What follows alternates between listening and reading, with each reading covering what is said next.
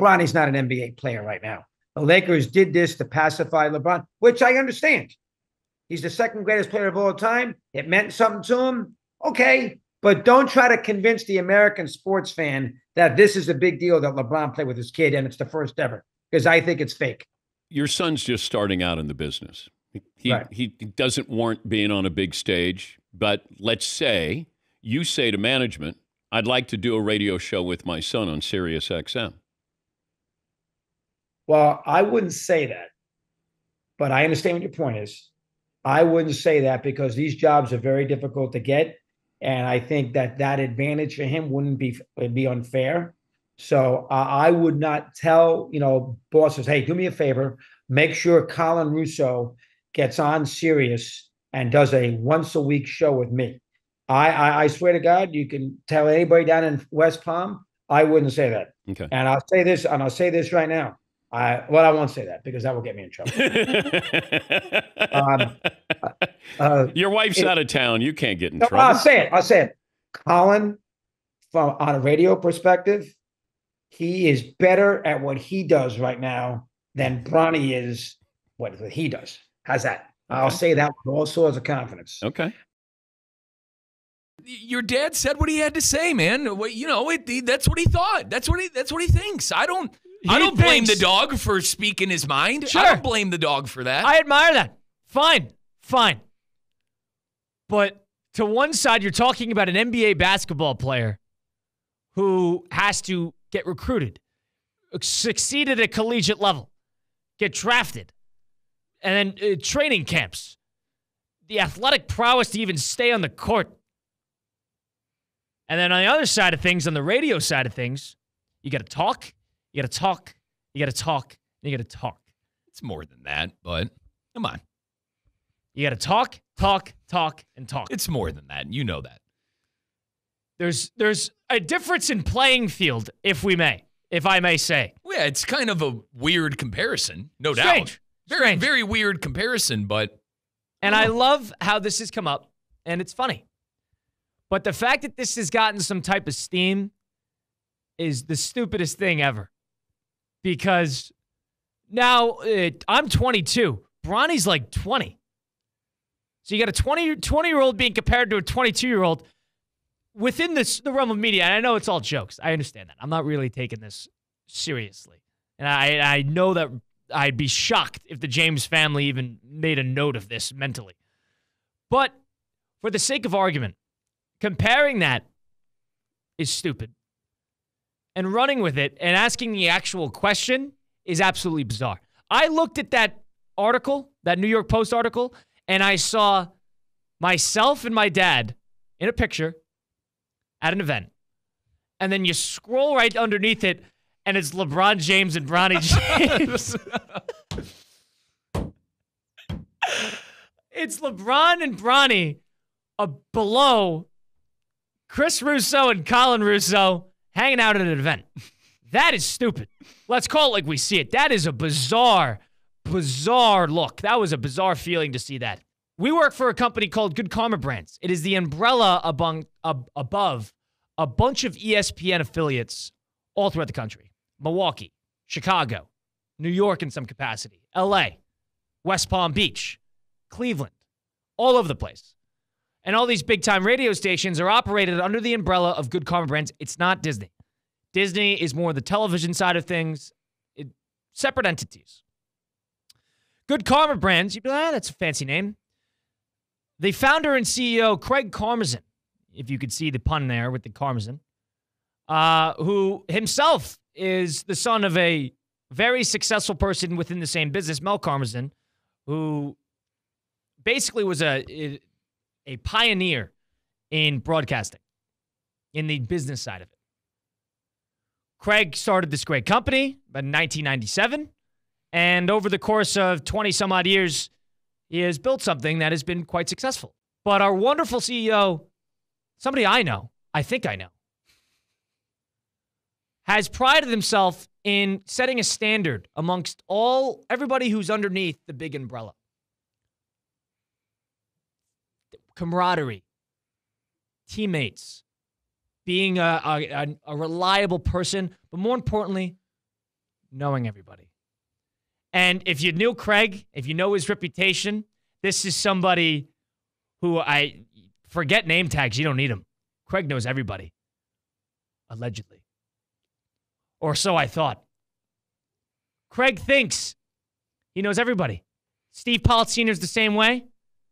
But take a listen to the audio, and then we'll welcome in Craig Karmazin.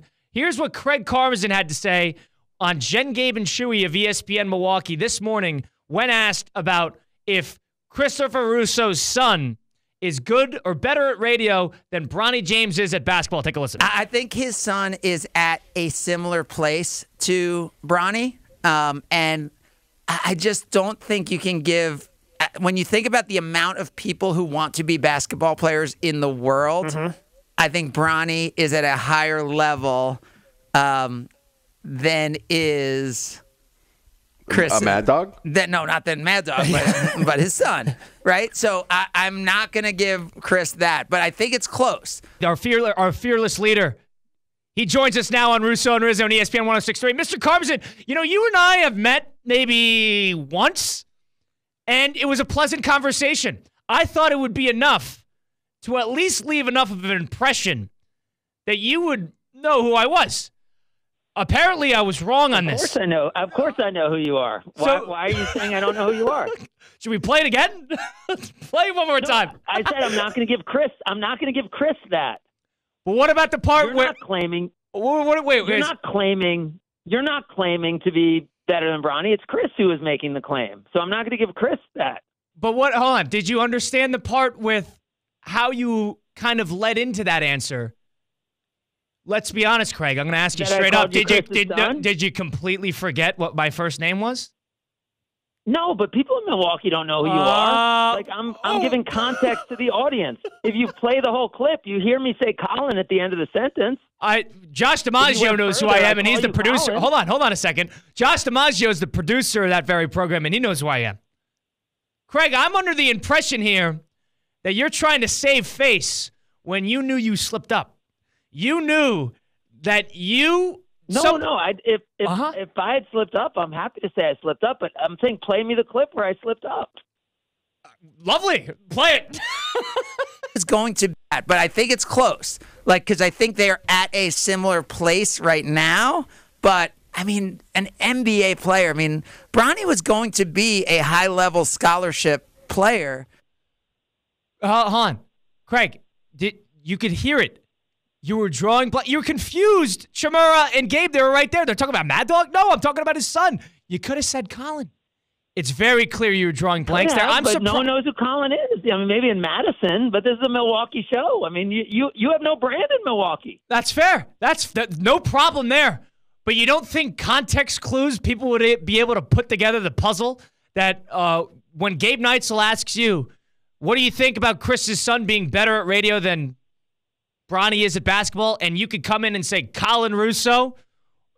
Guess what? We're talking about Chris Russo versus Colin Russo. Yeah, context clues. The puzzle's not that hard to put together. Said that. Absolutely could have said that. Absolutely could have said that. So you're denying the fact, completely upright, that you drew blank on what my name was. I can't say one way or the other, but again, if you listen to the full clip, I call you Colin in that same sentence. So will you also deny the fact that Josh DiMaggio or somebody aided you in some capacity on letting you know what my name was? Are you denying that as well? No. I don't think so. I mean, if they did, I didn't hear it, but I definitely called you Colin at the end of the sentence, and I don't believe anyone aided me in that. If they did, then did Josh say he aided? I'm not saying anything. Listen, we're not under court. This is not a deposition, my friend. I mean, because Josh and I had some issues this morning, so this could be boiling over from that. So this is also. I heard the part about the Bronny James and LeBron discussion about the ethicality of it, but I'm more curious about what you said and the fact that you drew blank on my name. You haven't convinced me that you had it down. I'm going to label that out there, number one. I don't even know your name now. Yeah, I'm not even sure of your name now. So we're joined by Dan Karmazin, the CEO of this great company of Good Karma Brands. And Mr. Karmazin, here's what I'll say. You said that, you drew blank on the name, and then to some people's, I guess, perception of what you said, I think that how you answered that question towards the latter half can be taken as backhanded. Would you agree with this or not? Because of Bronny James's stature, reputation, and ultimately his NBA career thus far, would you understand that it might be a little backhanded to say that I am worse off in my position of time at the moment comparatively to Bronny? Would you agree with that?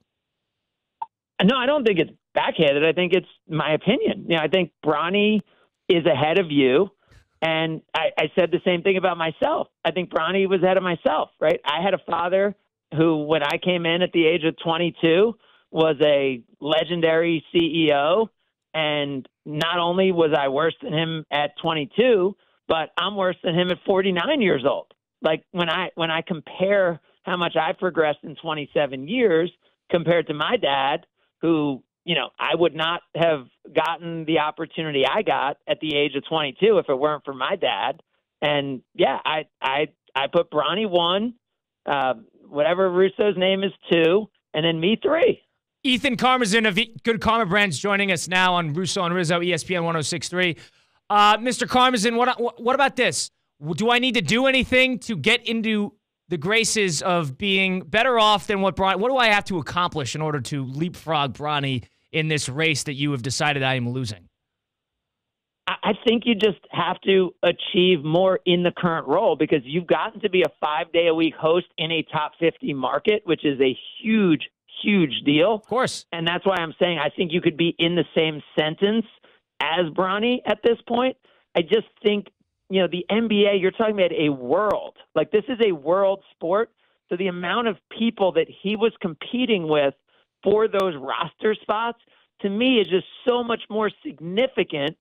And so I don't think there's something you could have done to this point that would have me put him behind you.